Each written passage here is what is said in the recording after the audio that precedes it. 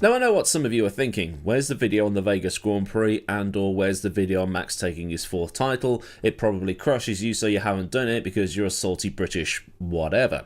Truth be told, I've been doing so much other stuff lately. I've been doing the stewarding for a Hyundai esports series and that's taken up a lot of my time, so I haven't been keeping up with anything, well, racy. But at the same time, there is something I have been taking a look at, and it's one of the sagas that's been happening in Formula 1 lately that might, just might, be coming to an end. Previous paragraph accepted. As I write this, the Vegas Grand Prix hasn't even happened, and as you watch this, it will have been uploaded on a Monday afternoon or maybe even a Tuesday morning if you live in one of those future time zones you hear so much about. I've written this on a Saturday afternoon and then I'm recording it on a Sunday afternoon, so any references to might could be will by the time this goes up. But all this, like I said at the end of the first paragraph talking directly to the camera, what I'm talking about today might mean that the Andretti saga is finally over. But at the same time, it brings so many other questions with it. As the different Andretti news comes up, I try to cover it. Like many of you watching, I'm from an era of 12 or so teams. When I started watching Formula 1 in 1994, there were 14 teams, which meant there were 28 cars going to every Grand Prix. Now, if you're one of those people that didn't see those days, it didn't mean 28 cars actually started the race. 2 cars would be sat in the garage or going home when the Saturday qualifying session ended, and sponsors will have wasted their money. This is all because in the name of safety, the FIA only allows 26 cars to start a Grand Prix, even at Monaco. And if you're even older still, or at least watch a lot of my videos, you'll be aware that 39 cars tried to get into a Grand Prix back in 1989. It would have been 40 if First Racing hadn't collapsed before they'd even got going, and the car that they built, which was deemed a death trap, was actually used by the Life team the following year. Like most of you, I do want to see more cars on the grid. The FIA is also on board with this thought, and it's one of the few things we can agree with Mohammed Ben Sulayem on. More cars, fewer races. That's the best way of doing things. 21 seems like a good number. 20 seems like a good round number. No back-to-back triple headers with seasons stretching into December. And if your favourite YouTubers are crying over the winter break being too long, they really don't know how good they have it these days because, again, I'm old enough to remember seasons finishing in October. There was a 5-week break between the 1998 Luxembourg Grand Prix and the Japanese Grand Prix, and there was no social media or YouTube to keep us occupied in the interim. But anyway, the Andretti saga took a turn a few weeks ago when it was announced that Michael Andretti, son of 1978 champion Mario, had left his post at the head of the Andretti Global Group, the parent company that oversees all the series that Andretti has a presence in. So this is V8 Supercars, Extreme E, Formula E, IndyCar, IMSA, and also the interest in Formula 1 that he has taken in the last couple of years. Andretti wanted to come in just as Andretti, but was told that he needed something a bit more substantial for his bid, so he came back with General Motors support, with GM wanting to enter with its Cadillac brand. It would mean that Formula 1, which seems so intent on breaking America with 3 races in the US nowadays, would get a proper American team. Haas, while registered as a US team, is more Italian than American, given that Dallara builds the chassis and then they buy everything they can in from Ferrari. They even have an office at Maranello. Sauber used to be Ferrari's customer team back in the day, and Sauber even got in trouble one year for having a car that was too similar to the F2002, I think it was, but it was all thrown out eventually. It's probably why Sauber survived that era of the manufacturers and Jordan and Minardi went under. But Andretti seems to be taking all of this very seriously. They seem to really want into Formula 1 and they're going about it as if they are actually going in. They're building new facilities quite close to the Aston Martin factory at Silverstone, they're hiring staff left, right and centre, and they're already testing models in Toyota's wind tunnel in Cologne. And while the FIA has said, yes, we would love for you to be on the grid because we want more teams on the grid and fewer races, FOM, or Liberty Media, has constantly said no. And this has brewed on for a while. As a reminder, FOM was of the opinion that Andretti needed to bring something new to the table that increased the worth of them to Formula 1. Many at the time said that a team that has a presence in so many forms of motorsport and is headed up by the son of American racing royalty is value enough, because of what that would do for establishing some interest in the American market. But it didn't seem to wash. And there were rumours that Andretti had got a very overinflated view of himself, his brand, his team, of, well, everything. As the race said, don't shoot the messenger here, this is what was supposedly going on. And in a way, there is a small point to be made there because the Andretti name is only royalty in America. Hear me out. America's 4 or 5 racing names are Andretti, Unser, Earnhardt, Petty and Foyt. Unser, Voigt and Andretti have had careers that Europeans should not turn their noses up at, because they've achieved a lot, with races at Daytona and Le Mans being on the list of places they've done well at, the 24-hour races as well as the 500. But herein lies the problem. When you look at Europe or the rest of the world, those names drop down the hierarchy a bit. Because when you fit in Europe's best known and loved drivers with the American racing royal families, if you want to call them that, the Americans end up being buried under the likes of Schumacher, Clark, Stewart, Hamilton, Verstappen, Lauda, Prost, Graham Hill, John Surtees, Valentino Rossi, Colin McRae, Sebastian Loeb, Tommy Mäkinen, Fernando Alonso, Kimi Räikkönen, the list goes on. What about Senna, you cry? Find me where Brazil is on a map of Europe. But then in Australia, you've got the likes of Dick Johnson, Peter Brock, maybe Shane Van Gisbergen, Russell Ingall, guys like that. So the question remains, what made Liberty Media change their tune? Was it Andretti leaving his position as the head of the Andretti Group? Might have been. Like has already been mentioned, there are the rumours that Andretti might have been rubbing people up the wrong way. This whole thing does seem to be a coincidence, as it coincides with Greg Maffei stepping down as Liberty Media CEO in the last couple of weeks. On top of this, there has now been the big shift. It seems that now this is not an Andretti team backed by Cadillac or GM. This looks like now it'll be GM's project, with Andretti being the people that will build, look after, do whatever with the cars. A similar thing happened back in the 1990s. There was a team in Mexico that was supposed to enter Formula One in 1991, but Lamborghini ended up picking up the pieces and then entered it as their own team using the leftovers. So did Formula One want a motoring manufacturer funding their own entry outright instead of allowing a privateer entry with backing? Well, from the outside, that's what it seems to be like. This would have been something like BMW's return to F1 in 2000 when it partnered with Williams, or Mercedes teaming up with McLaren in 1995. It might be then that Formula One sees a full-up manufacturer entry as being more worth than a private entity coming in and using the manufacturer's backing to get going. I know, it's crazy.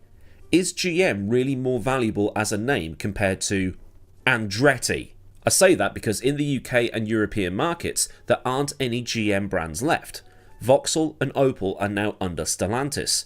GM pulled out of the right-hand drive market entirely. It's why Holden went tilt in Australia. Currently, GM's portfolio consists of 4 US names in Chevrolet, Buick, GMC and Cadillac, and 2 Chinese ones in Baojun and Wuling, and apologies if I've butchered those pronunciations. The last model Buick Regal sold in North America and the current one that's sold in China is a Vauxhall Insignia. There's also the legal issues to consider. It could be that Liberty let Andretti/GM in just to get the Department of Justice off their back. You might have seen that earlier this year, legal action was taken against the media group and Formula One over allegations that denying Andretti an entry on the grid was anti-competition and anti-American, and went against American antitrust laws that, as a US company, Liberty Media has to abide by. This was all back in the early part of this year, and I admit it wasn't something I looked at, given that there wasn't much to go on at the time. But it could be a reason for the team now being allowed onto the grid. It saves Liberty the headache of going through all of that, all while they're in the process of trying to buy out MotoGP. But there's 2 other things that need to be considered here, and these 2 things might have also forced F1's hand. It's been reported in the last week or so that Audi might be selling up some of the team already, even though they haven't joined the grid after taking over Sauber. It all seemed a bit counterproductive, but this is something that Audi denied a little bit later on, saying that they're in this for the long term, and any reports that this would happen, reports that began in Germany, are simply not true. It was supposed to be something along the lines of how the Bahraini investment fund bought into McLaren, only it's the Qatari investment fund instead, and this allowed the Qataris to get a return on investment in Formula One with team involvement while helping Audi cover the costs. But it looks like this hasn't happened. At least, I can't find any confirmation that it's happened. At the same time, Renault has pulled the plug on its engine manufacturing plant, and its team in Formula One in Alpine will be using Mercedes engines from 2026. With Renault out, it would mean that there would be 5 engine manufacturers on the grid in 2026. Mercedes, Ferrari, Red Bull/Ford, Audi and Honda. With Renault still in, it would mean 6, but with Renault gone, it'll be just 5. And it leaves an opening to get a 6th OEM back on the grid in 2028. Andretti had got a deal in principle with Renault to take their engines for a 2026 entry, but that will no longer be the case. So if/when they are on the grid, it's thought they will take Honda power, and that should serve them well, given that Andretti already uses Honda in IndyCar and was the team that did all the testing for the Honda Hybrid, but there's no guarantee that the engines will still be as good come 2026, so that'll all be luck of the draw. So assuming all of these things go ahead and GM is given a place on the grid on Monday or tomorrow or Tuesday, which might also be tomorrow, depends on when you watch this, who's going to drive the car? I mean, there's a lot of people that will be queuing up to have a go in it. Being a new team, they're going to have to get some experience behind the wheel of at least one of the cars, and this could help a couple of drivers who are under a bit of pressure right now. There are two drivers who should be in the front running. One is a bit more obvious, and one's a little bit less obvious given what's been going on lately. The first is Valtteri Bottas, who, despite his advancing age, and it's hard to believe that he'll be 36 when the 2026 season starts, would be a solid choice, and it will allow him to resurrect his career for a couple more years at least, and then allow Andretti, or GM as the case will be, to get something going. And once his work is done, he can move aside for someone younger, whether that's a Albon or whoever. I'd call it something like doing a Barrichello. Ruben's going to Williams despite being towards the end of his career and being part of something at Williams. The team ends up with a safe pair of hands, someone who is somewhat consistent, and the driver gets, well, a drive. And while Barrichello's time at Williams didn't exactly get them to the front of the grid, Williams was 6th in 2010, only for it to go balls up in 2011. Oops. Although, GM will have a lot more money and better resources available to them. The other, and this might sound weird, is Checo. It might give him an opportunity to get his head back in the game as, well, let's be honest, it's gone at the minute, and it'll be a fresh start. Not only this, GM has a presence in Mexico, and given how important Checo has been to Red Bull in terms of marketing in Mexico and Latin America over the last few years, having him as a way of selling cars in Mexico could help GM too. But there are other drivers that might be available. It depends on who you like. There's going to be pros and cons for everybody that you can suggest, really. So who joins the experienced driver? Assuming GM picks one, obviously. Colton Herta's name is going to be thrown into the hat. The man wants to be in F1 and wants to prove himself in F1. The final part of the puzzle will be whether he gets a super license or not. I don't know what his super license points status is, so it'll depend on whether he can get the points at the end of the next IndyCar season. And if he doesn't get the points, he'll have to hope that the FIA grants an exception, which is something they can do if they feel the driver is deserving of it, either through blitzing through junior categories or being a Max Verstappen-style special case in terms of talent. Herta is apparently close to the required amount of points, and with Dan Tauris, the Gamebridge guy and new CEO of the Andretti Group, being a big fan of Colton's, he is almost certain of a go in a Formula 1 car. But if Colton doesn't get the super license points, they won't be completely out of luck if they insist on having an American driver, because Sargent will be eligible because he's had a super license before. But there is also someone like Joseph Newgarden, but he's going to be 35 or so in 2026, so there is that. Unless they take Patricio O'Ward. Actually, that's a good shout. They should probably do that. But there's probably going to be a long line of people telling their managers to get on the line with whoever is heading up the operation. Because as we've seen, there is a huge backlog of junior drivers who are itching to get into a Formula 1 seat. At the end of it all, it will be good to see a new team on the grid and a manufacturer at the same time. 22 cars going into Turn 1 on a Sunday afternoon. It'll be the first time since 2016 that this will be the case, which is when the other US team in Haas joined the grid, ironically. More cars, more manufacturer names, new regulations, maybe some new faces. It's something that gives us a little bit of excitement for the new regulations. But then, maybe we shouldn't hold our collective breaths because it's only taken until now for the 2022 regulations to be any good. And at the same time, you've got to hope that after all of this the team is semi-competitive. But given how the team was told 2028 before they might get on the grid, for them to come onto the grid now might be something that might be a bit too late. While they have done what Caterham had done in the past and got started on a car just on the off chance they get accepted, is it now too late to get things turned around in time? Getting an engine done? That's out the question. That will be at least 2028 when we'll see a Cadillac branded engine on the grid. An engine that might be made with Renault's blueprints. But to get the car onto the grid and be competitive, the decision might have come a tad too late. And in a way, it might be another way of the sport screwing with GM.